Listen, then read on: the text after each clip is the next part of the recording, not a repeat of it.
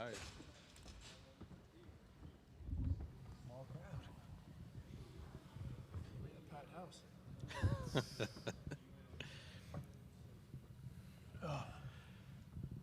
We are joined at the podium by student athletes from Clemson, as the Tigers now 22-11 in advance of tomorrow's game here again at 5:10 locally against Baylor. From my left, joining us today are senior guard Chase Hunter, Joseph Gerard III, also a graduate guard, and then to the far left, P.J. Hall, senior forward. We will open it up for questions. If you raise your hand, we'll get a microphone to you. Give your name and affiliation. Also, if you're in the Zoom, you can raise a question, or you can ask a question by hitting the raise hand function, and we'll get those in as well. We'll start, guys, to our back left. Beth Hool from Fox Carolina in Greenville. A little off topic of the NCAA tournament, but wanted to ask each of you about Preston and what he's brought as your guys' strength coach this year, and having him back at Clemson and just what he's provided for you guys. We'll let PJ start. Yeah, Preston Green. He started off with Coach Brownell early on in his time at Clemson, and then headed out to Florida with Billy Donovan. He's been to a handful of Final Fours, national championships, and it's ridiculous kind of stuff he's able to do to our physiques and our conditioning and stuff. It's really incredible stuff. I'll tell you what's funny, like Justin McClellan was his guy under him at Florida, and so with the women's team, and so he came to Clemson, and the guys who were here before Preston were always like, PJ, you were built by J-Mac and fine-tuned by Preston. That's what they kind of jab at J-Mac about. So he's incredible, though, yeah. Yeah, I mean, Preston's done a lot, especially for me personally, just trying to change the way that, my conditioning is. Obviously playing a different system. From Syracuse to Clemson, it's a lot different playing zone and man for 40 minutes. So he's done a lot for me, my body-wise, just shaping my body and, getting me in better condition and better shape to, withstand a 35-game season plus. So Preston's unbelievable and obviously has a lot of connections, a lot of people trust him, and he's pretty noteworthy in the industry. Yeah, I think he's just brought a different level of experience for us. He's an older guy, a guy with a lot of experience, like I said, and he took us through a very grueling summer. We had some hard conditioning, and he's just been a guy that speaks up. He speaks up for us, and he makes sure that we're good, our bodies are good, and I'm very thankful of Preston, and yeah, like Dave said, he's a great guy, and just a great guy to be around, and we're lucky to have him. Going on the aisle here. Hey, PJ, it's Grayson from TigerIllustrated.com. Just wanted to get your opinion on R.J. Godfrey's performance yesterday, coming in with you and Shefflin in foul trouble. What has his development been like over the course of the season, and to see it now in a postseason setting? Just can you describe that for us?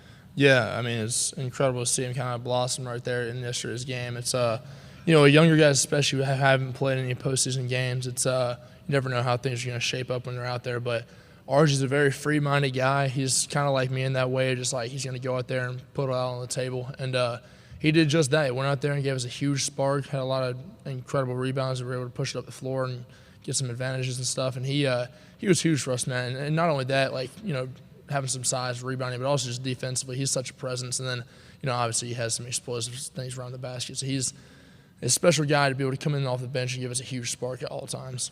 Yeah. Others for student athletes. We'll stay in the same spot. For all three of you, Baylor is one of the best shooting teams in the nation. Very similar to New Mexico. They shoot a lot. But how do you guys lock them down like you did New Mexico? Chase, we'll let you start this one.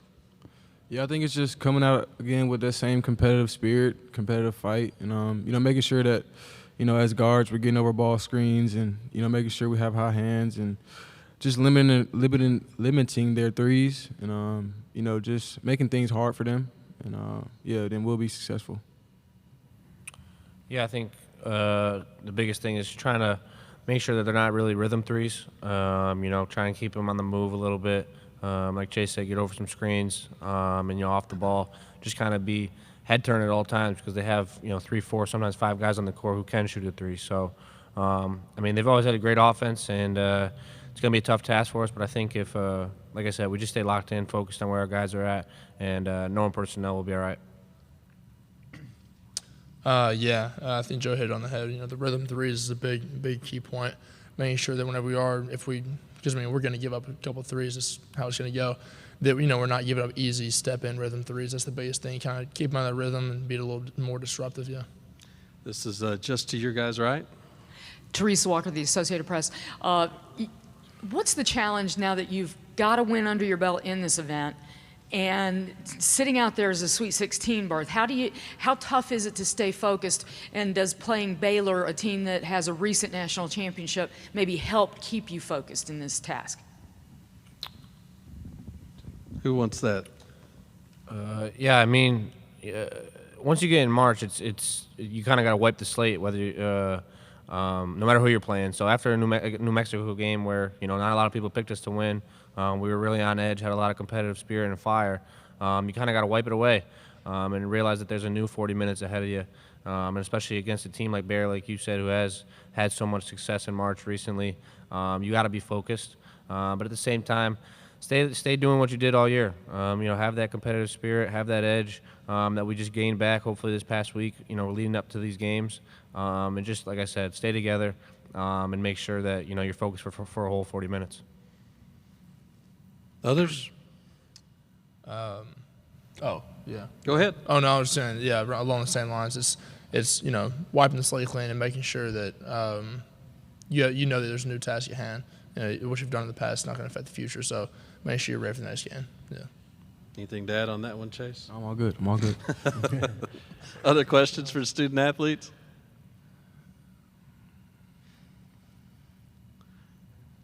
All right. See you now. We'll dismiss you guys. Thank you. Good luck tomorrow.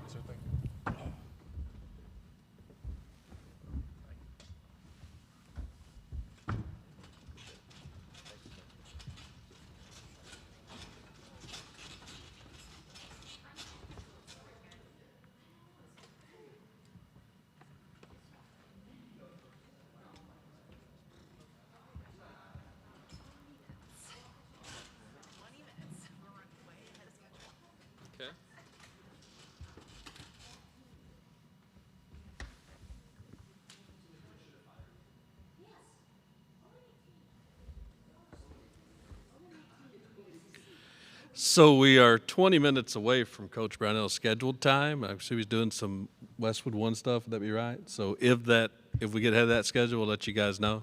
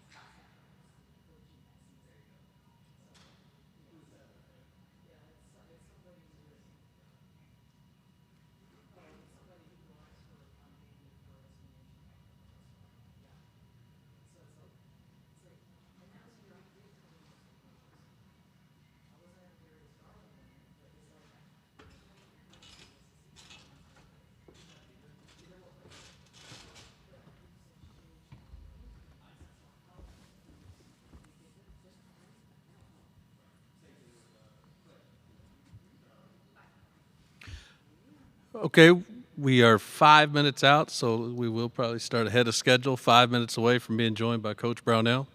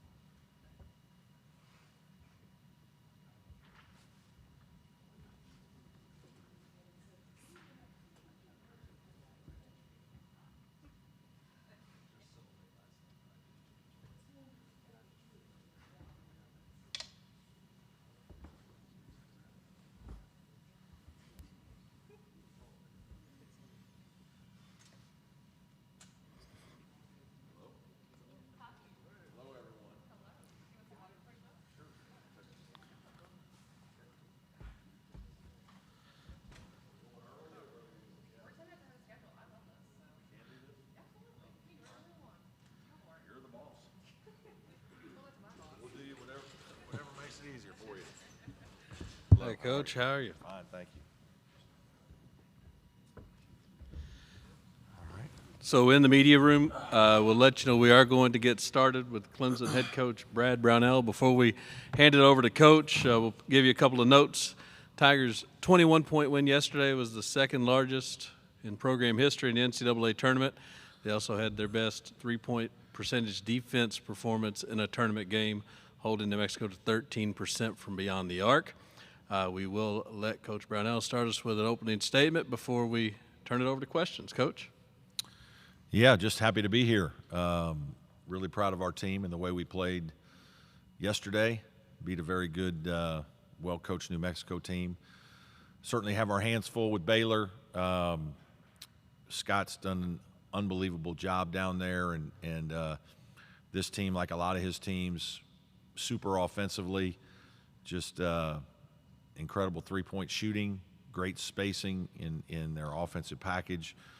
Run a lot of different types of action, a little bit of false motion into, misdirection, baseline runner action, and pick and roll stuff in the middle of the floor, and then obviously he likes to change defenses. So they're had a lot of success, been very successful in this tournament, obviously winning a national championship.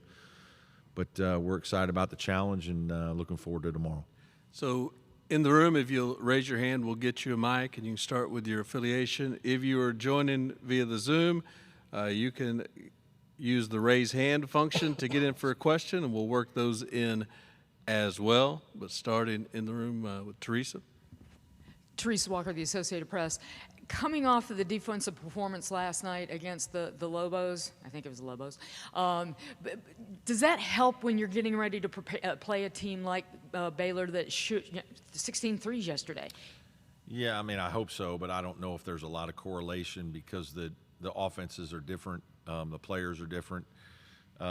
Certainly there's middle pick and roll from both teams, so there's some things there that maybe we can use, but at the end of the day, I'm just happy that our team played well and we have some positive results to go back to. I think that's what's important as anything.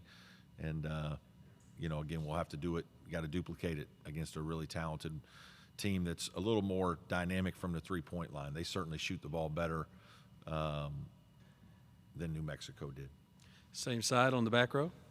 Justin Williams from The Athletic. Coach, the game's all about spacing and shooting now. We've seen a couple teams, though, have some success with post play, NC State, Purdue, obviously you guys. What do you think about that? Is there something to that? Is that a correction, or is that just something specific to you guys?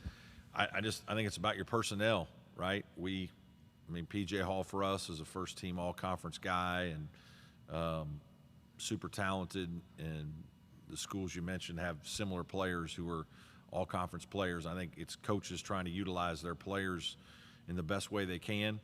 Ian Shefflin's development for us sort of helped us move to this a little bit because we felt like we had two guys now that are good enough to score around the basket, make some threes. So we kind of run a little more old school, high-low with our post players kind of moving up and down at times. We did a little bit of that last year, but we certainly have done more of it this year. And, again, a lot of it is because of the development of really both Ian and R.J. Godfrey to supplement PJ. We'll go to the Zoom. Darian, if you want to unmute, go ahead.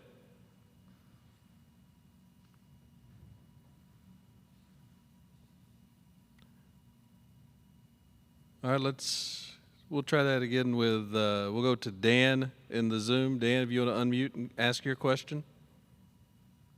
Dan Tortora, wakeupcalldt.com. Coach, representing the ACC, just what you could say about what that means to you, not just Clemson, but the conference as a whole, as we haven't seen as many spots in the NCAA tournament the last couple of years, but we've seen the success with the teams that have gotten in.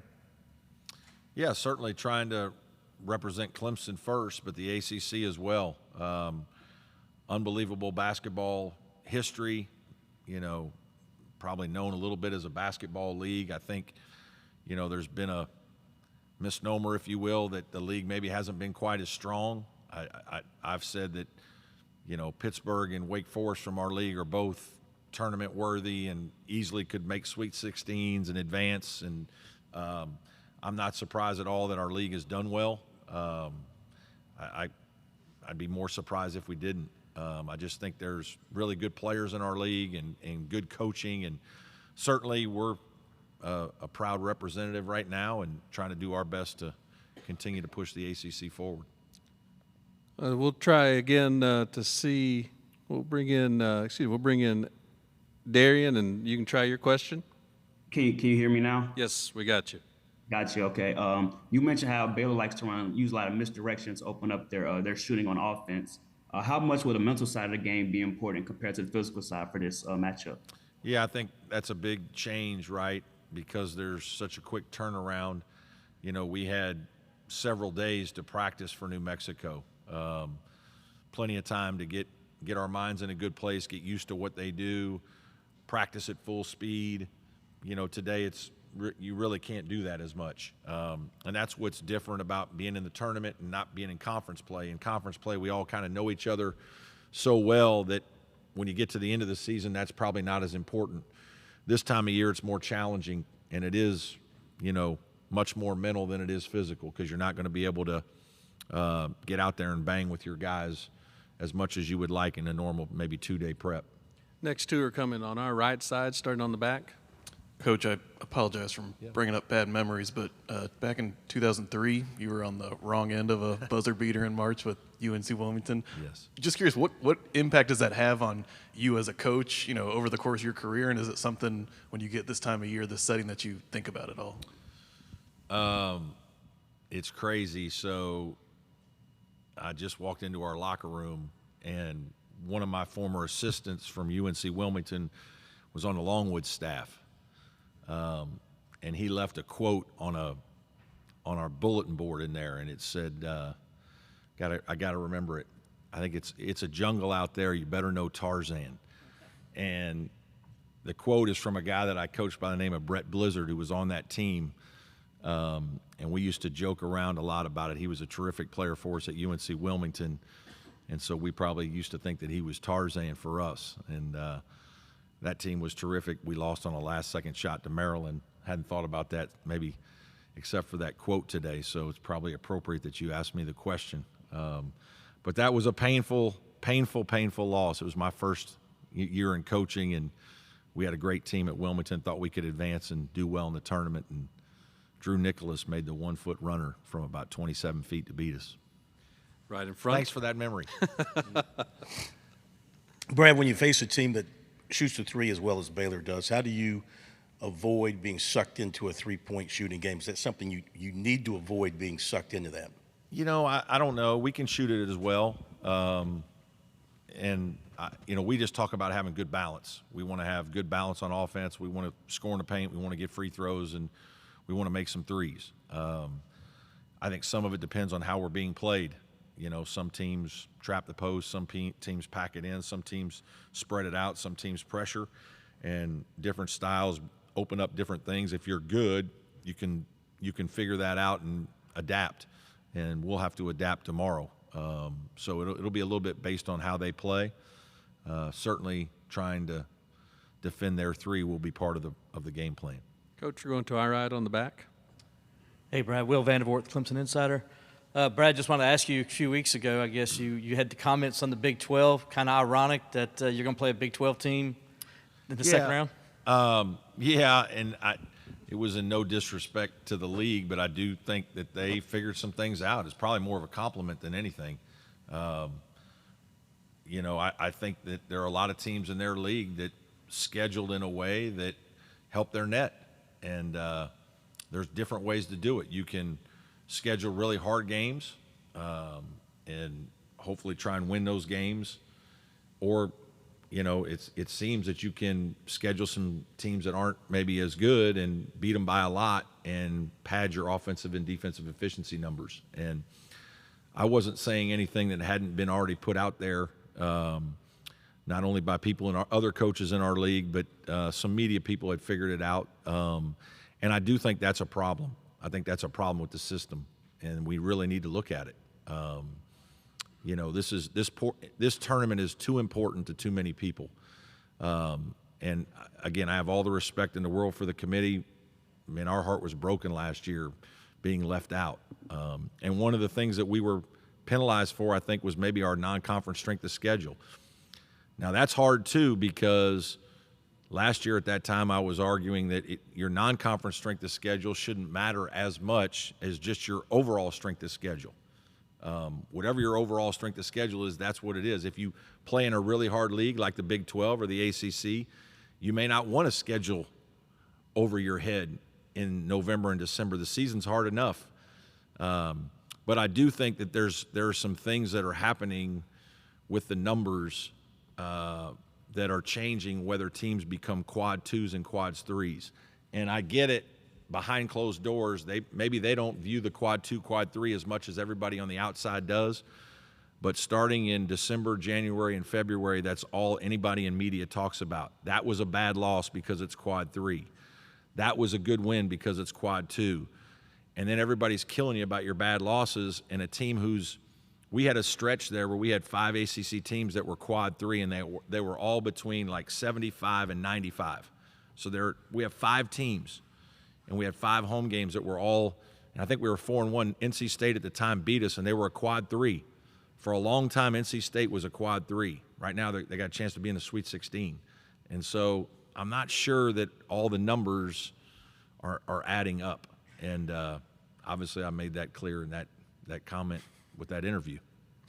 Coach, we're going to go back to the Zoom for Darian. You can hear me? Yes, sir. Gotcha. Okay. The Lobos were kind of a popular upset, picked to upset you guys in the first round, and now most pundits have Baylor beating you guys. Do you guys embrace this underdog role heading into the tournament, into this matchup? We certainly recognize it. I mean, I don't know that we have this big boulder on our shoulder that, we're using it as a rallying cry. I just think that, I've got an older group, so I think they're more concerned with just being prepared, right, and trying to play great basketball.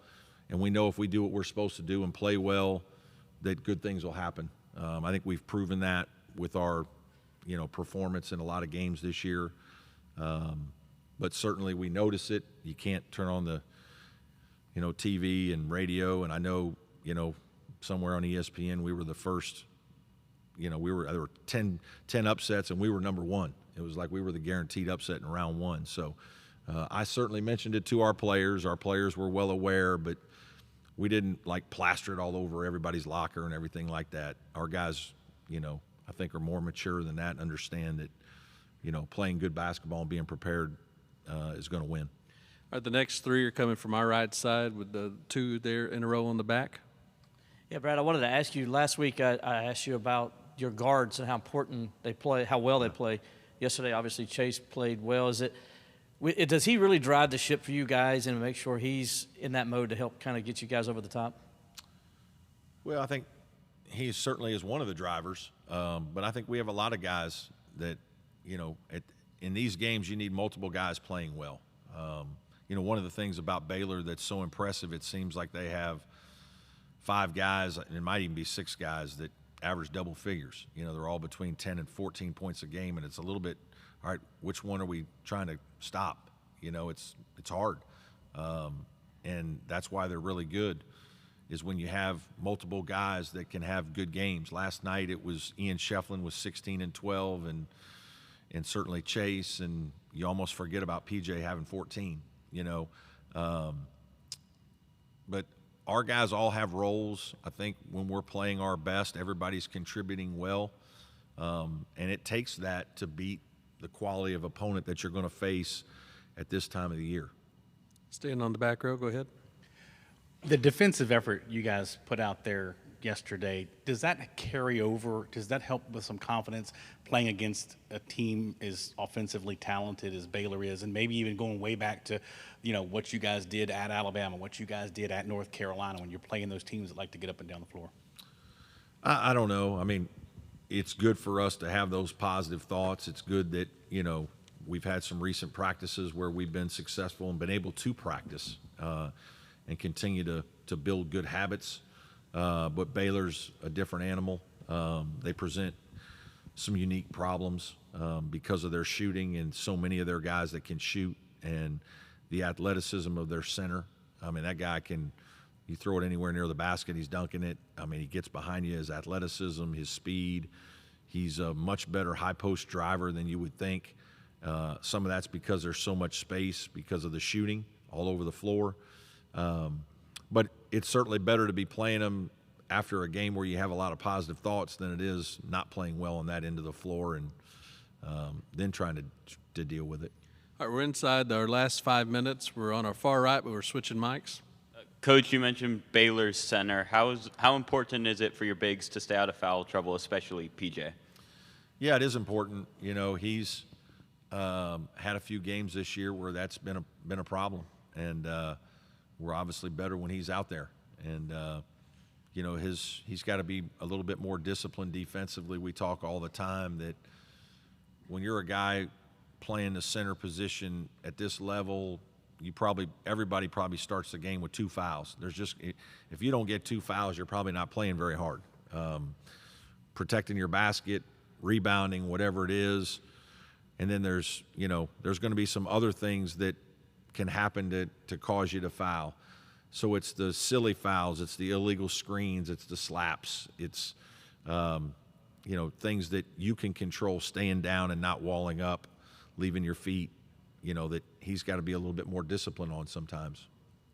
All right, we're going to go one more in the room on the back, and we'll close it out on the Zoom. When you've got a veteran guy like Chase coming off of a game like he had against Boston College, and you got 9 days between games, do you as coaches notice that he's taking it as hard as he's taking it? As he was saying that yesterday, that he took it really, really hard. And do you have to do anything differently to try to maybe instill that confidence back in him? Or, how do you guys handle that when you see it?